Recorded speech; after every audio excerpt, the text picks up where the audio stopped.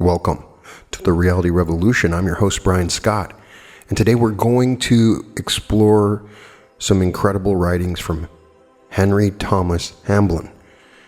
The reason I like this is it comes from a book called Dynamic Thought, and it's set apart with several different lessons in order, and this has some incredible teachings and a meditation in it.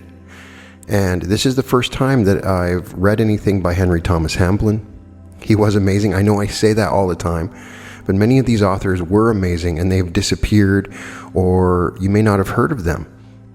Henry Thomas Hamblin, who started the Hamblin Center, was born in Walworth, London in 1873. He was born into a poor family.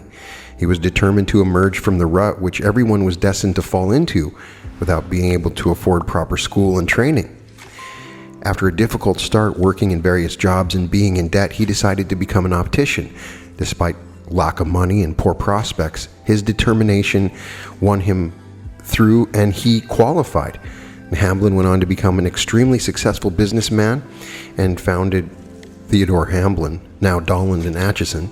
Frequented by royalty, the rich and the famous, far from making him happy, his success gave him a growing sense of depression. It was as if something lay inside of him that had not yet found a voice. And all through this, and all through his life, Hamblin had experienced visionary experiences where he came in contact with what he said was a divine presence. It is not possible to describe such an experience, he wrote. All care, anxiety, and fear vanished, and I felt that I was cradled in divine love. The deep peace of the eternal flowed through me like a river, yet at the same time, it was as though I was being carried along on a stream of divine bliss. Yet in the heat of his success, not only did these visions stop, but he became haunted by night terrors. Night after night, he would waken to the feeling that he was in hell. The sense of wrong in him deepened until finally he was forced to give up his business and retire to the country, and the nightmares stopped immediately. But the sudden and unexpected death of his 10-year-old son was to affect him more than his nocturnal experiences. He realized that none of his worldly success made him happy. This time he knew he had to give that unexpressed part of him a voice. And although he had been brought up in a very religious family, he hadn't found any of the answers he wanted in the church. He realized that rather than following any creed or dogma, which didn't work for him anyway, he had to look within himself. Once again, he made contact with the presence and realized it held the key to the peace he was searching for. All the time he was searching was leading him nearer to discovering the way his thoughts affected his performance and outlook and reality. It was around the early 1920s that he began to write, and he wrote a ton of books during this time. The words seemed to flow from him. He found writing clarified his thoughts. And one of his first books written in this new phase of his career was Within You is the Power, which was to sell 200,000 copies. Other books soon followed. Hamblin believed there is a source of abundance which, when contacted, could change a person's entire life. As long as people blamed their circumstances, they were stuck in the victim role. But if they moved in harmony with their inner source, their life could be full of abundance and harmony. And soon after this, Hamblin was to set up a magazine based on the principles of applied right thinking, the Science of Thought Review. Hamblin was discovered by the fact that he had no experience of editing or publishing. His experience had taught him that if the mind worked in harmony with the divine, then everything you needed flowed towards you. Anyone with any business sense at all knew that to set up a magazine with the first print run of 10,000 copies would be a risky thing, but Hamblin was to take many risks, and he wanted to put what he believed into practice. Because in the 1920s the Science of Thought Review was the only one of its kind in existence, his readership soon caught on and became worldwide. Among his friends and contemporaries that were to contribute to the magazine were Joel Goldsmith, Henry Victor Morgan, Graham Ilken, Claire Cameron, Derek Neville, all of them prolific and successful writers and mystics. Hamblin worked right up to the end of his life in 1958 and left a legacy that is still continuing today, its voice as much needed today as ever. Hamblin believed that truth is essentially timeless. And he wrote about early mistakes. One thing he said, in our early stages, we are apt to think that if our life were made of more harmonious and our circumstances became easier, we would find a heavenly harmony. And if my life were different, and if I didn't have so many troubles, he said, and if I had more time to give to spiritual things, then I would be able to live this higher life of which you speak, is how many of us are tempted to think. But he would say this is a mistake. If our life were made easier, we should become weaker morally and less inclined than ever to advance in spiritual things and be of service. If we cannot make progress in spiritual life in our present circumstances, then we shall never ever be able to make any progress at all. Many of his books contain very profound writings.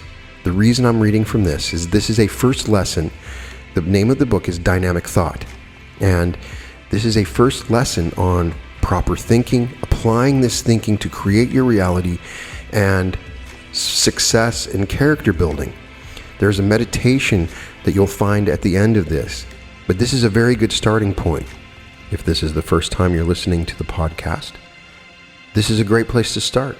This is an initial lesson with a meditation that you can use to change the way you're thinking. If you're struggling, there may be reasons for that, and that is the way you think. And there is a way to change this pattern of thinking. And this first chapter I want to read is great, and we'll definitely come back to this in the future for further lessons along these lines. Dynamic Thought, Success, and Character Building. Part 1. Things to observe. Do not worry because you cannot follow the course exactly to the letter. Do what you can of it. Adapt it to your life, and do the best you can in present circumstances. The principal thing is to get twice daily into what is called the silence, to quiet in the senses, and get in touch with the unseen, God, divine mind, the infinite, principle of good, first cause, the absolute. The name does not matter. They all mean the same. Another vital thing is to use affirmations and denials. These will be explained more fully later. Yet another is meditation, for you gradually grow into the likeness of that upon which you meditate. Still another is visualizing. Always visualize the good, the beautiful, and true, and your life will reflect these things. Incidentally, the practice of visualization greatly increases one's power of concentration. Also, while you are receiving this course, and for some time after, refrain from all hazardous speculation. Do not launch out in business without sufficient capital and then expect everything to turn out all right. Instead, wait until the way is made clear. Guidance and help will come in time. Therefore, do not try to force things.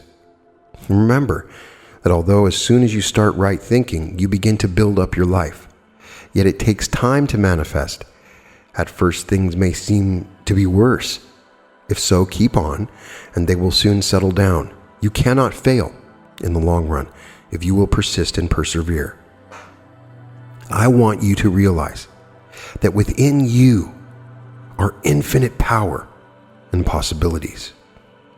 That the inward power can be aroused and brought into expression by holding high ideals in the mind and by affirmations and meditation. That it is necessary to spend a short time in the unseen both night and morning.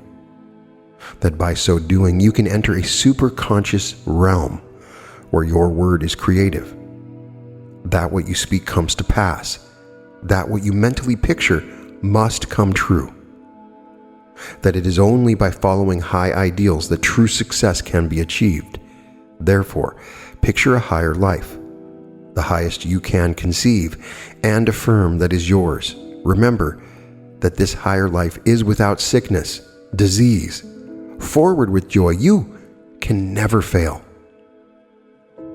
The objects of this course are 1, to alter your mental attitude, and 2, to direct your thoughts into those channels which lead to success, achievement, health, happiness, and perfect good. 3, the arousing of the inward power, and 4, the overcoming of bad habits, the buildup of character, and 6, the discovery and development of the creative faculty. How these are accomplished will be explained to you in the proper place and at the proper time. But first of all, I want you to consider thoughtfully what is before you. It is not exactly an easy road which you have chosen. No path that leads upwards ever is. The path of victory is always thorny. But when the thorns hurt the feet most, We can console ourselves with the thought that the path really does lead somewhere. And we know definitely that it leads to success, achievement, happiness, and satisfaction. Difficulties there will be, disappointments, failures, and setbacks. But to him who sets his face towards the light and will keep steadily onward, there must come success and accomplishment and victory above all expectation. If now you merely read this and pass on, the amount of good that it will do you will be none at all. This course is useless if you do not do it. Reading it will do you little or no good. It is the doing of it that will change your character and your life. Therefore, stop now and think carefully over the path that lies before you. Estimate its difficulties. Do not think lightly of them. Be prepared for difficulty and make up your mind here and now to conquer. You may have failed in the past, but this time you must, you will, and you shall overcome every difficulty and weakness and achieve dominion over yourself, victory over your circumstances, and complete control over your life. There must and shall be no failure this time. This time, you are going to succeed through the power that is within you. Now close your eyes and mentally picture yourself radiant, strong, successful, happy, full of the joy and zest of life. See yourself treading a path that leads ever upwards. Behind you the air is murky and gloomy, but in front is increasing brightness and loveliness. See yourself progressing, climbing, winning. See yourself trampling old habits and weaknesses under your feet. See yourself meeting difficulties in your path, and see yourself sustained by a mighty inward power, brushing all obstructions aside and never faltering in your upward climb. Concentrate with all your powers upon this mental imagery. Persevere until you can see yourself radiant, sublime, shorn of all weaknesses and imperfections, the perfect image of your perfect self. See yourself full of vitality and health. See yourself successful, attracting both people and affluence to you.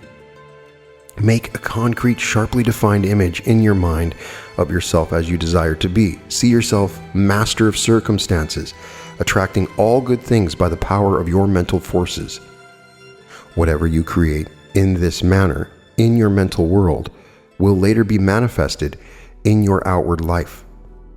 In other words, by mental imagery, you are creating your future self.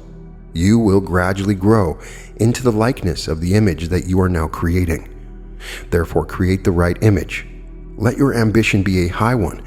Do not picture yourself as a common man, satisfied with vulgar pleasures. Instead, create a perfect man, the most perfect of which you can conceive. In the same way, when you throw your mind forward and foresee the task before you, and will that all difficulties shall be overcome, and that if you get weary of well-doing, you will not give up, but will persevere and arouse fresh interest in the task of self-culture and achievement, then you are already winning the battle in advance. You are making your ultimate success doubly sure. I want you to realize that this journey of yours is not a walkover. I want you to understand that it is a fight all the way, but at the same time to realize that it is a winning fight all the time. For although difficulties are real, yet you have within you the powers which make difficulties and obstacles melt away. Great and omnipotent is the power within you. Nothing can stay your upward climb. There is nobody who can prevent you succeeding except yourself. There is nothing that can stop your progress but your own doubt and fear. All things are possible if you believe they are possible. Unbounded confidence, the keynote of success. You cannot fail. You, yourself, are success. Another word for unfounded confidence is faith.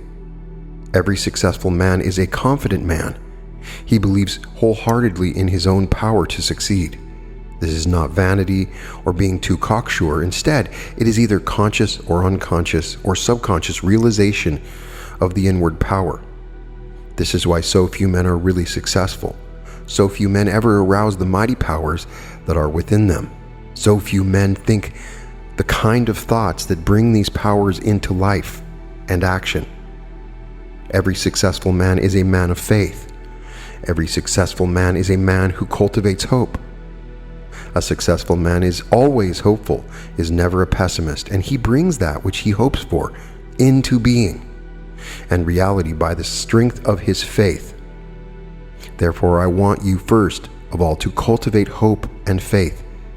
For those qualities no one, no matter how gifted or clever, can ever succeed. That you have these two qualities is proved by the fact that you are reading this course. You've had the hope of winning your way to a life of success and power, and you have had the faith to believe that within you are the powers and forces which make this possible. Without hope, a man is as good as dead. Without faith, he is like a rudderless ship, drifting hither and thither with every wind and current. On the other hand, all things are possible to the man who has both these qualities. Cast your eyes over the lives of all men of great achievement, and you will see that they were all animated by hope and sustained by faith. They hoped for success and believed that they had it in them to achieve that success. In their darkest hours, they hoped on, believing that soon the reaction would come, which would carry them on to the accomplishment of their ambitions. Nothing has ever yet been accomplished by man on this planet without the inspiration of hope and the tenacity of faith. Hope reaches forward and claims success. Faith holds on until success is attained. Therefore, seek to develop these qualities to their fullest extent. It is a well-known fact that when man turns his face round and determines to fight his way to success, or to overcome evil habit, or to raise himself in any way, either mentally, morally, physically, or spiritually, then everything seems to happen to thwart his new intention and to throttle his new desires. So long as he goes on in his old way, drifting with the tide, floating about helplessly, the sport of fate and the prey of outside circumstances, so long as this goes on, nothing unusual happens. But directly a start is made in an upward direction, then all kinds of psychic powers seem to be let loose, whose object appears to be to prevent the student from making any progress in his new life. When a man realizes his own interior powers and understands the vastness and wonder of his subliminal forces and determines to make use of them, and thus become a king among men instead of a slave, then such a disturbance takes place that unless he possesses hope and faith, he will be tempted to turn his back on the new life and to sink back again into the old sluggish, drifting existence, which leads to disappointment and despair. Those people variously known as Christian. Scientists, mental scientists, spiritual scientists, etc., no matter what they call themselves, they all deal with the powers of the mind. All experience the same thing. Even the health is affected in a curious way. Friends are peevish, irritable, little things go wrong in business, and generally one is out of sorts and all things are awry. When this experience comes to one, then is the time to exercise hope and faith. First of all, remember that the condition is only temporary. After a few days, in some cases it may be weeks, the health will improve. Friends will become genial and harmony will again reign in your life. When the entities that cause the disturbance realize that you mean to keep on and that you cannot be bullied into going back to the old life, they will quickly leave you. In any case, there is nothing to be afraid of, because these entities are helpless if one does not fear them. In other words, if you have hope and faith, you can win through. Hope for better times, although the present may be discouraging. Faith in the sure belief that soon all the disagreeable symptoms will disappear. Hope on. By faith, hang on and keep hanging on, and you will win through. Do not be discouraged by seeming failure. Nothing was ever won without effort. What can be had without effort is not worth having. Take encouragement from the fact that this disturbance in your life proves that vital changes are taking place within, that the vast powers of your subliminal mind are beginning to awaken, and that the entities of your old erroneous beliefs and habits are taking their departure. Believe now that you can conquer and win through, and will conquer and win through. What you believe you can do, because all power is within you. There is nothing in all the world that can stop you except your own doubt and fear. I want you to trust me to the extent of doing something, the underlying principle of which cannot be explained in this first lesson. I want you to make what is known as an affirmation. I want you to affirm the following: the old life is dead and buried. I have severed myself from it once and for all. Henceforth, I live the new life of success and power, of self-mastery and all accomplishment. First of all, memorize these words. Keep repeating them over until they sink deeply into your memory and their meaning finds a place in your consciousness. If you can get a few moments to yourself during the day, practice making the affirmations. The right way is as follows. Go into a quiet place. Whether you sit, stand, or lie down is immaterial. Now close your eyes and say the words over very earnestly. The old life is dead and buried. I have severed myself from it once and for all. Henceforth, I live the new life of success and power, of self-mastery and all accomplishment. Strive to realize all that they mean and address the words to your inner mind. It is your submerged mind that you are influencing, so address the affirmation very earnestly to it. Do this for several minutes and finish by making the affirmation into space.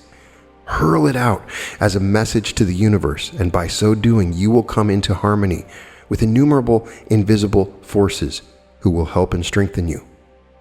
Do not make the affirmation while in a state of strain and nervous tension.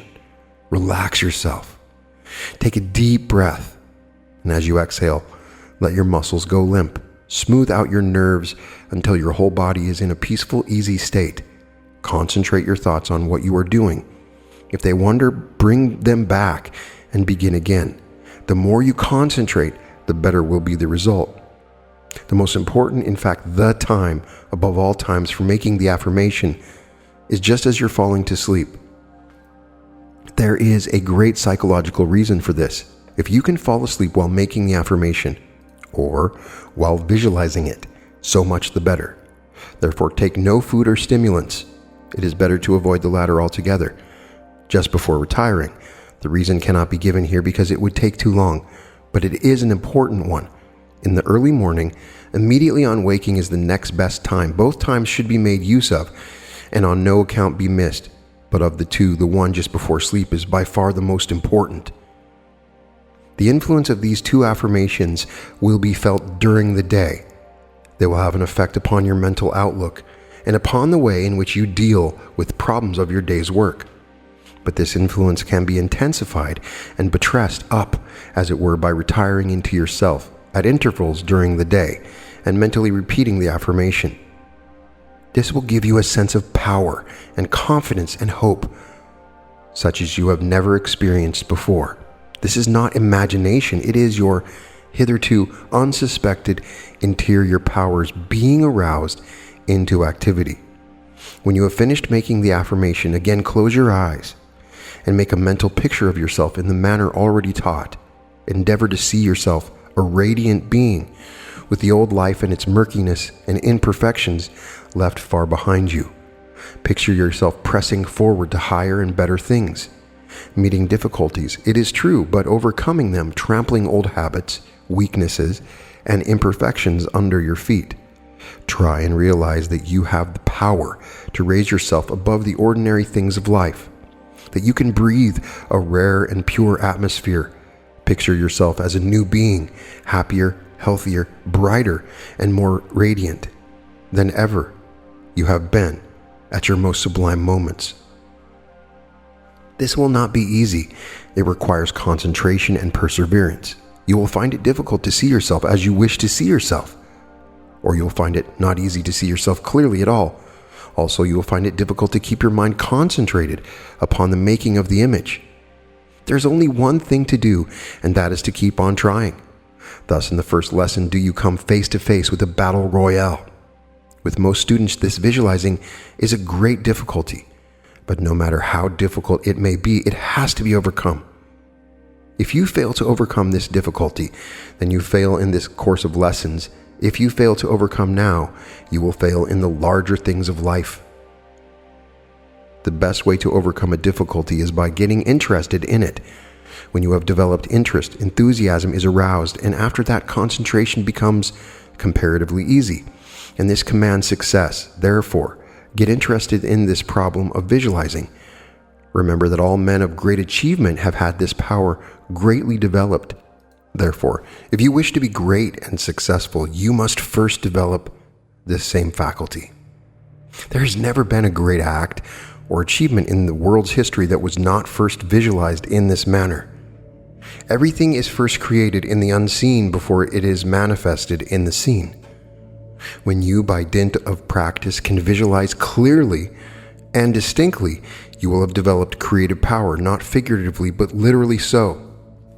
Whatever you create in your mental world by means of visualizing will in time be manifested in the outer physical world. The outer world of matter is subservient to the inner world of mind. This is a great occult truth which has been withheld from ordinary people and has been until recently the closely guarded secret of certain secret orders. It is now given into your hands.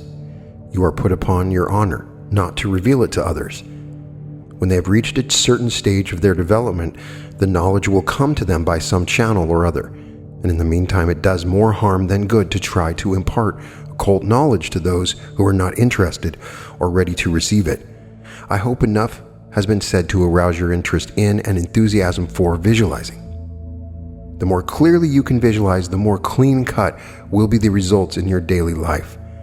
This creative power can be so highly developed that a sick man can make himself well. A poor man can change his circumstances from poverty to prosperity. And a miserable and despondent pessimist can change himself into a cheery optimist by visualizing and by denials and affirmations, which will be explained later. By meditation and by the exercise of hope and faith, the life, character, and circumstances can be transformed. The results are so extraordinary that it is very difficult to get people to believe them, but they are nonetheless real. Therefore, practice your affirmations and persevere with your visualizing. They will lead to results of which you can at present form but a faint conception. To obtain the best results from this course, it is necessary to set apart a special time every day for meditation and concentration. The reason man is so weak and unhappy is because he lives the whole of his time in the objective life, the shallow material life of the senses, and neglects the deeper, grander, and transcendental life of the inner mind. It is the inner life that gives power and peace and satisfaction. The outer material life of the infinite mind of the senses only bring worry and care. The inner life of the deeper mind brings strength, wisdom, understanding, and ability to accomplish and achieve. It is a proved scientific fact that you grow into the likeness of that upon which you meditate. If you meditate upon evil, then evil will come into your life. If you meditate upon revenge, your life will be turned into an inferno of trouble. On the other hand, if you meditate upon happiness and other higher mental states, then happiness will be yours. And if you let your thoughts dwell upon peace, then peace of mind will result. All these states and many others are within you. They can be called forth by meditation. You can call forth either good or evil, success or failure, strength or weakness, happiness or woe. Everything is in your own hands. I'm about to do the meditation. I'm going to read the instructions that he gives for the meditation afterwards, and then at the end of the meditation, I'll leave some silence so that you can go into the silence. When meditating upon these words, take each thought separately, in turn, and concentrate all your thoughts upon it. Not only grasp its meaning, but try and picture what it means. For instance, when you hear the words, "My life is transformed," when you think upon these words, try and see your life being transformed. See your weaknesses falling away from you like an old garment, and instead strength, success, and noble qualities being born in their place. Practice and concentrate and feel the power of this meditation. Meditation 1. to be used every day and twice a day if possible between the hours of 6 and 9 a.m. and 9 and 11:30 p.m.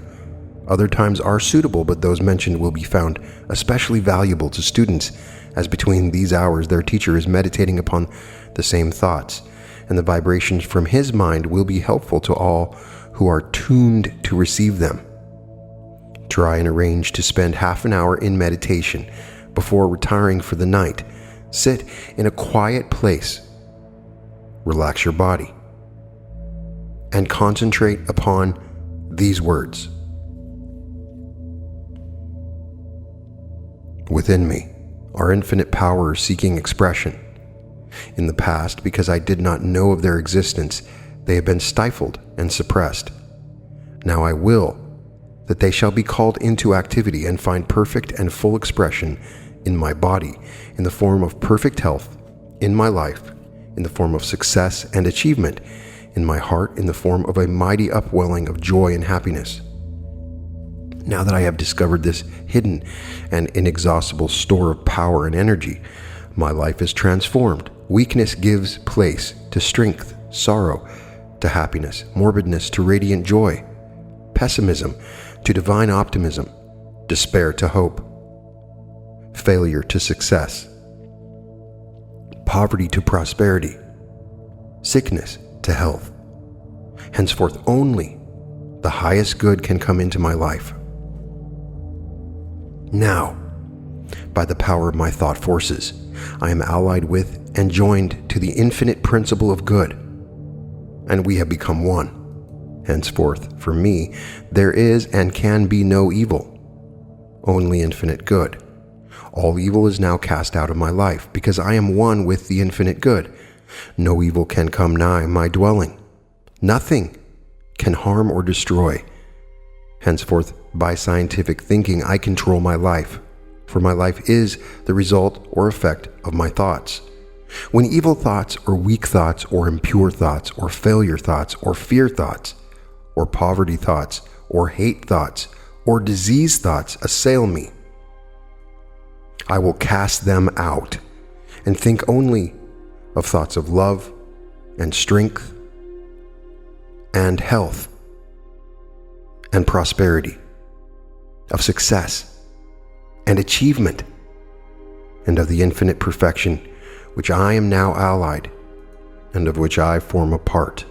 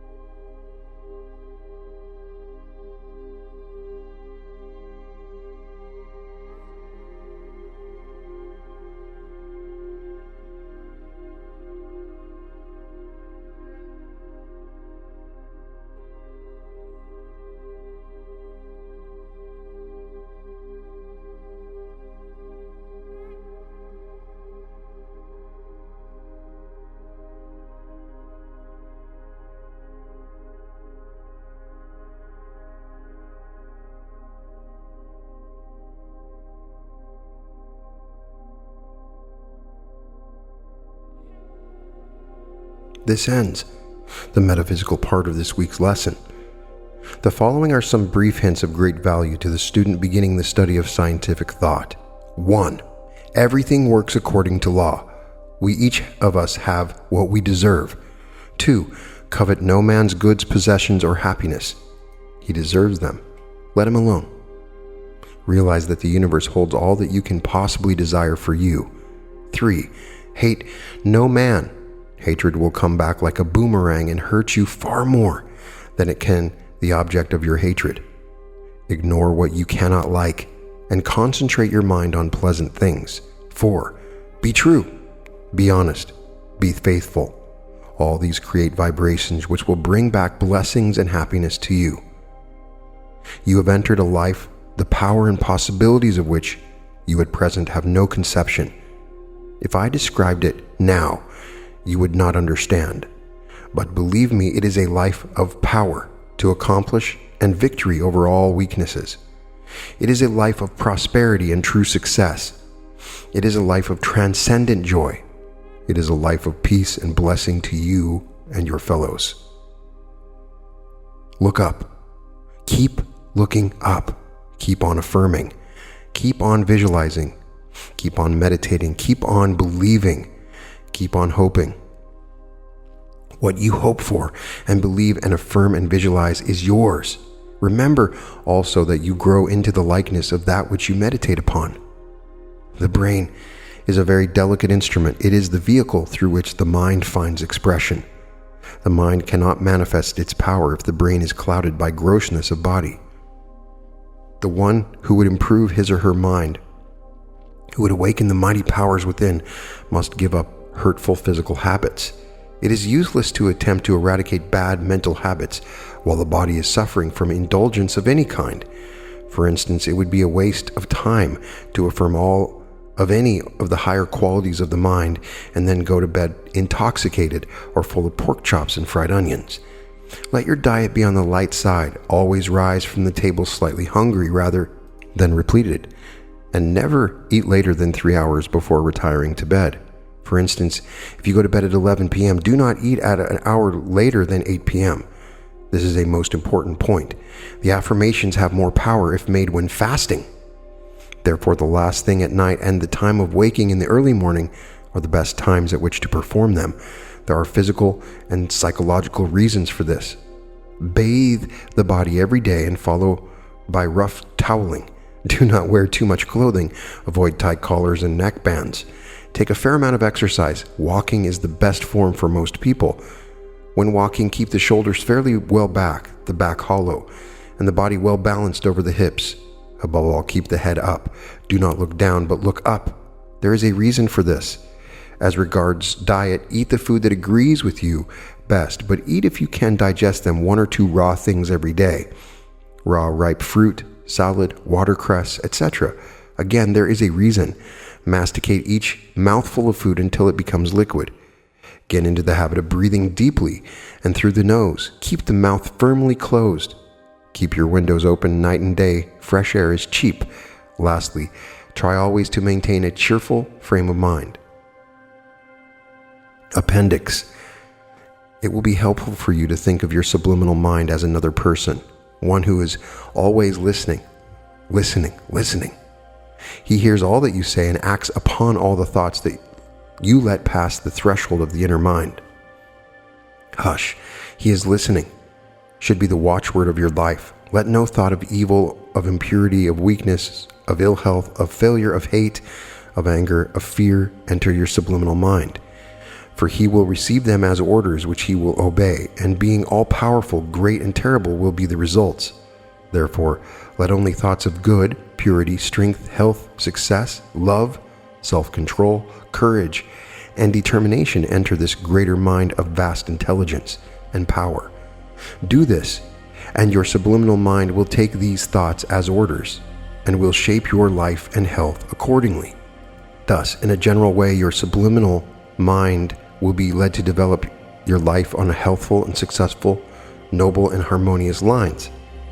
The visualizing taught in this course, also the denials explained later, affirmations, meditations, and other exercises all have a very strong, deep scientific purpose in view.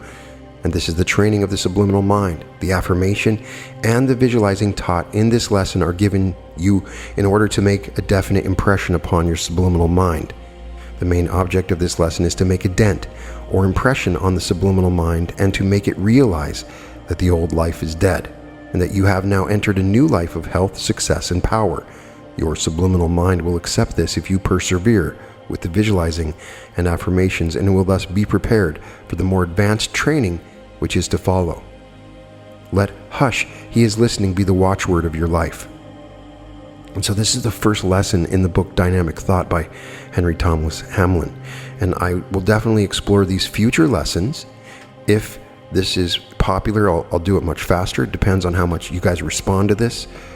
Personally, this feels very powerful and very specific to a certain kind of learning that happens at the very beginning of this process. I think it's easy to understand, it's applied very well, it's a good starting point, an understanding of when to meditate. There's some other interesting coincidences. Number one, treating the subconscious like it's a real person, something that Dolores Cannon recommended when she would do her QHHT sessions. Also, eating raw food is something that Vadim Zeland, who wrote Reality Transurfing, advocates, that increases your power. I also find it interesting, this is one of the first times I've seen the suggestion of affirming while fasting.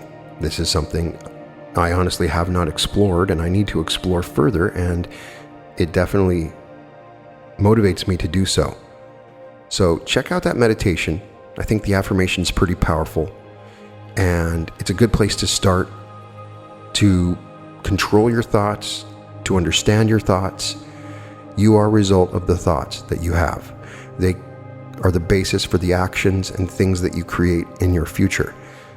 And so if you're just running through these thoughts of fear and anger, all of those things will continue to create problems in your life, especially hate, as he describes here, is a boomerang.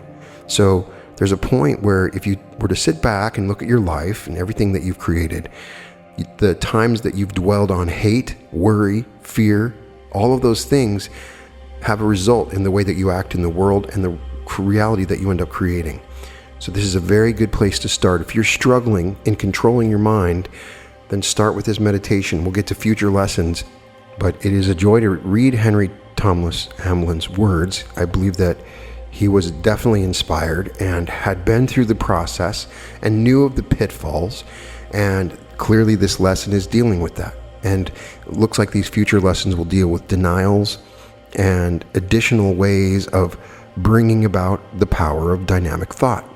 So I'd love to get your comments. Let me know what you think. If this is a powerful thing, we'll speed up the number of courses that we offer through this. And I do have some additional incredible thought leaders that had similar courses that I will be exploring now that I've finished the Raja Yoga series, which took me forever to finish. And I hope that doesn't happen again. But this one is just very powerful, and it's a good starting point. Even if you never do any of the other lessons, this meditation and the suggestions in just this lesson are powerful enough to start the process. So if you have a friend or you know somebody that you think could really be helped by meditating, by changing the way they think, then give them this episode. It's a good starting point to change the way you think, to change the pattern of your thoughts, with some interesting guidelines on when to meditate and how it works and what kind of thoughts that you want to have. Scientific thought, which is what he describes it as. All episodes of The Reality Revolution can be found at therealityrevolution.com, and welcome to The Reality Revolution.